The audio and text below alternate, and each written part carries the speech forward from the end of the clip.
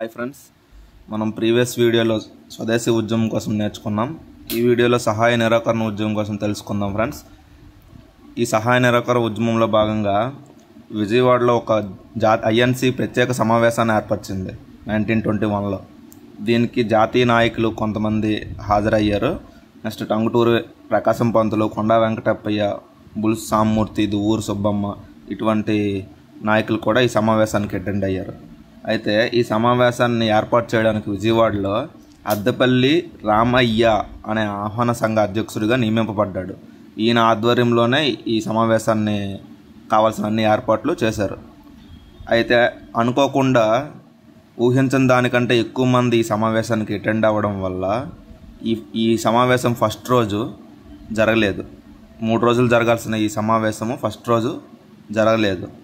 So దాని తర్వాత గాడిచర్ల హరిసర్వోత్తమరావు అనే అతనికి ఈ సమావేశానికి తగ్గ ఏర్పాట్లు అప్పచెప్పారు.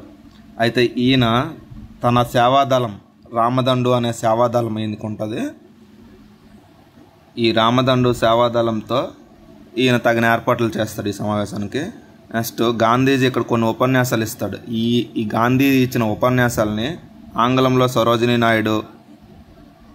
నాయుడు, హిందీలో దుర్గాబాయ్ దేశ్ముఖ్ అనేవారు ట్రాన్స్లేట్ చేసి ఉపన్యాసాలు ఇస్తారు. అయితే ఇక్కడ ఇంపార్టెంట్ విషయం ఏంటంటే ఈ సమావేశంలో కొన్ని నిర్ణయాలు తీసుకున్నారు. అవి కొన్ని ఇంపార్టెంట్ ఫ్రెండ్స్. తిలక్ నిధి కోసం ₹1,00,00,000 కలెక్ట్ చేయాలని ఇక్కడ నాయకులు నిర్ణయించుకున్నారు. అలాగే 1,00,00,000 మందిని కాంగ్రెస్లో జాయిన్ చేసుకోవాలని, 20 లక్షల రాట్నాలను మగ్గాలను సమకూర్చుకోవాలని, మద్యపానాన్ని అంటరానితనాన్ని నిర్మూలించాలని, జాతీయ విద్యా సంస్థలు, గ్రామ పంచాయతీలు ఏర్పాటు చేయాలని, హిందూ ముస్లిం ఐక్యత సంపాదించాలని, పింగళి వెంకయ్య రూపొందించిన త్రివర్ణ పతాకం ఏదైతే ఉందో దాని మధ్యలో చర్కా ఉండాలని గాంధీజీ సూచించారు. ఇక్కడే ఈ విజయవాడ సమావేశం ఐఎన్సి ప్రత్యేక సమావేశంలోనే పింగళి వెంకయ్య రూపొందించిన ఈ జెండాని ఆమోదించారు. అయితే గాంధీ తిలక్ నిధి కోసం జోలు పట్టారు. అయితే ఈ జోలు పట్టడం ద్వారా కొంతమంది మహిళలు తన ఒంటిపైన ఉన్న ఆభరణాలతో సహా, మంగళసూత్రాలతో సహా నిలువు దోపిడీ ఇస్తారంటారు కదా, అలాగా మాగంటి అన్నపూర్ణమ్మ, యామిని పూర్ణతిలకం అనే మహిళలు తన ఒంటి మీద ఆభరణాలతో సహా ఇచ్చారు సహాయ నిధికి. అయితే మహిళలు పాల్గొన్న మొట్టమొదటి ఉద్యమం ఏది అని అంటే సహాయ నిరాకరణ అనే ఉద్యమం అని చెప్పుకుంటాం ఫ్రెండ్స్. నెక్స్ట్ దీంట్లో భాగంగానే ఎన్నికలను, బిరుదులను, పదవులను అందరూ వదులుకోవాల్సి వచ్చింది. నెక్స్ట్ విదేశీ వస్తువులను బహిష్కరించారు. ఈ సహాయ నిరాకరణ ఉద్యమంలో భాగంగా విద్యా సంస్థలు, న్యాయస్థానాలు, పురపాలక సంఘాలు ఇటువంటివన్నీ మూతపడ్డాయి. పన్నుల నిరాకరణ ద్వారా శాసన ఉల్లంఘన ఉద్యమం కూడా చేశారు ఈ ఉద్యమంలో భాగంగానే. అయితే ఈ ఉద్యమంలో భాగంగా గాంధీజీ పర్యటిస్తుండగా కొన్ని సంఘటనలు చోటు చేసుకున్నాయి మన ఆంధ్రాలో. అవేంటంటే చీరాల పేరాల ఉద్యమం, పల్నాడు పుల్లరి ఉద్యమం, పెదనండిపాడు పన్నుల నిరాకరణ ఉద్యమం.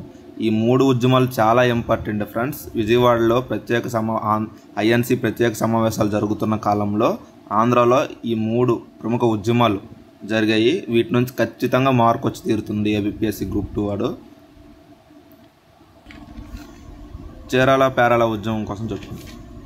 అయితే చీరాల పేరాల అనేవి 2 ఇరుగు పొరుగు గ్రామాలు. వీటితో పాటు జాన్రిపేట, వీరరాఘవపేట అనే మరో 2 గ్రామాలను యాడ్ చేసి చీరాల యూనియన్గా ఏర్పాటు చేయాలనుకున్నది అప్పుడు బ్రిటిష్ ప్రభుత్వం. ఈ యూనియన్ ఏర్పాటు చేసి ట్యాక్స్ను కలెక్ట్ చేయాలనుకుంటుంది. అంతకుముందు యావరేజ్గా ₹4,000 అలా ఉండేది ట్యాక్స్. ఈ ₹4,000ని ₹40,000 వరకు పెంచారు. చాలా దారుణంగా ట్యాక్సెస్ పెంచారు ఫ్రెండ్స్. దీన్ని వ్యతిరేకిస్తూ అక్కడ లోకల్ నాయకుడు దుర్గిరాల గోపాలకృష్ణయ్య ఈయన నాయకత్వాన్న అక్కడ ప్రజలు తిరుగుబాటు చేశారు. అయితే ఈ సమయంలోనే ఆంధ్ర ప్రత్యేక ఐఎన్సి సమావేశాలు జరుగుతున్నాయి అనుకున్నాం కదా. గాంధీజీని కలిశాడు దుగ్గిరాల గోపాలకృష్ణయ్య. గాంధీజీని కలిసి చీరాల పేరాల ఈ మూమెంట్ గురించి మొత్తం చర్చించి సమస్యలు తెలిస్తే గాంధీజీ ఏమంటారు, మీరు ఇక్కడ ఉండడం వల్లే కదా వీళ్ళు మున్సిపాలిటీలో మిమ్మల్ని యాడ్ చేసి మీకు ట్యాక్స్ విధించారు. మీరు గ్రామాన్నే ఖాళీ చేసి కొత్త గ్రామాన్ని ఏర్పరచుకోండి, వాళ్ళు మీ పైన ట్యాక్స్ విధించరు అనేసి సలహా ఇస్తారు. ఈయన సలహాను అనుసరించి దుగ్గిరాల గోపాలకృష్ణయ్య తన తోటి వాళ్ళందరినీ వెంట పెట్టుకొని తన రామదండు అనే సైన్యం ఉంటుంది కదా, వాళ్ళ సహాయంతో ఒక నూతన గ్రామాన్ని నిర్మిస్తాడు. ఆ గ్రామం ఏంటో మీరు తెలిస్తే కింద కామెంట్ సెక్షన్లో కామెంట్ చేయండి. నెక్స్ట్ వచ్చేసి ఈ గ్రామం నూతనంగా నిర్మించుకుంటారు కదా, వీళ్ళు ఒక్కొక్కరు గుడిసెలు నిర్మించుకోవడానికి 25 రూపీస్ అలాగా యావరేజ్గా కాస్ట్ అయితే, మళ్ళీ ప్రభుత్వం ఏం చేస్తుంది, వీళ్ళపైన 1025 రూపీస్ వరకు ఈసారి ఎక్కువగా ట్యాక్స్ విధిస్తుంది.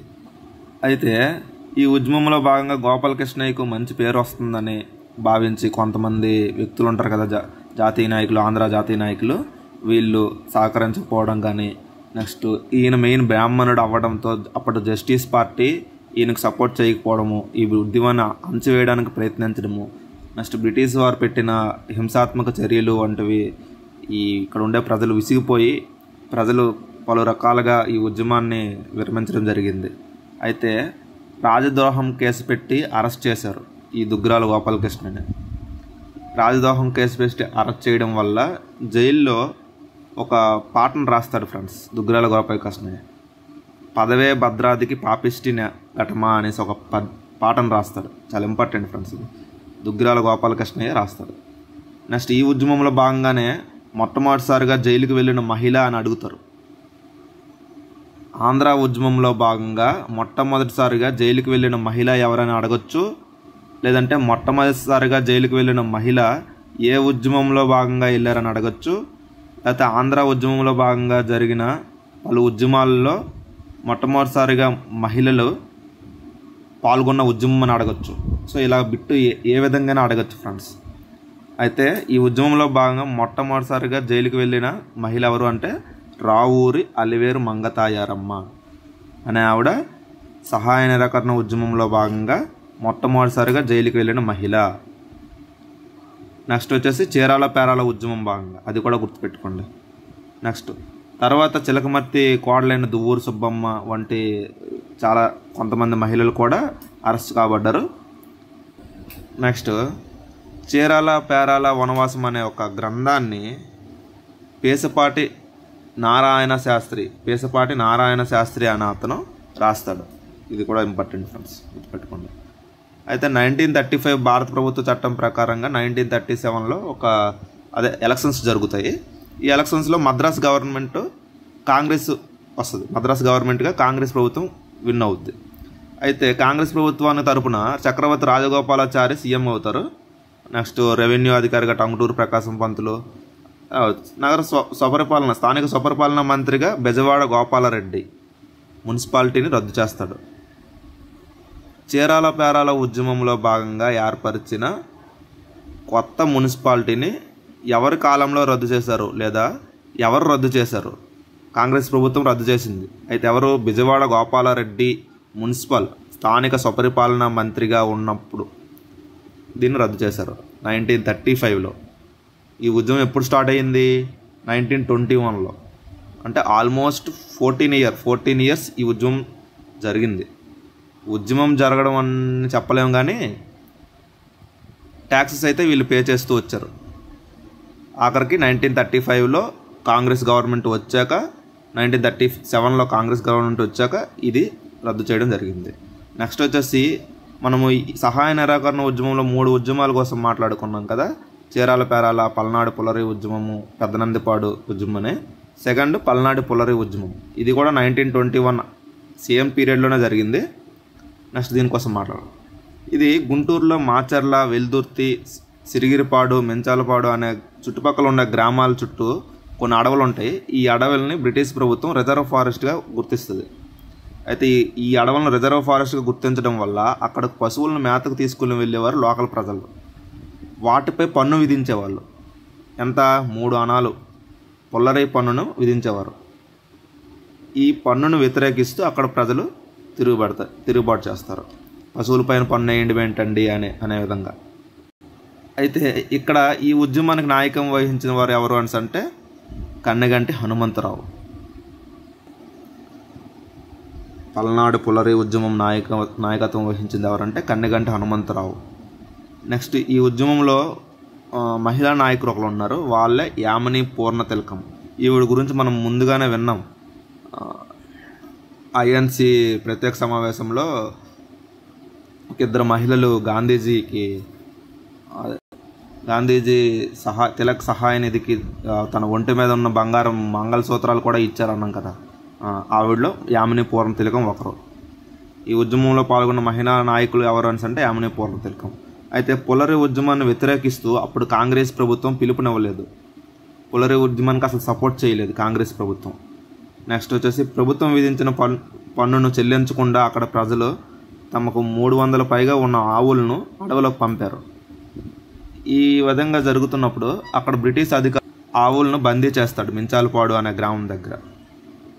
దీన్ని విడిపించడానికి వెళ్ళిన కన్నెగంటి హనుమంతరావు అనే అతన్ని బ్రిటిష్ వారు కాల్పులు జరిపి చంపేస్తారు.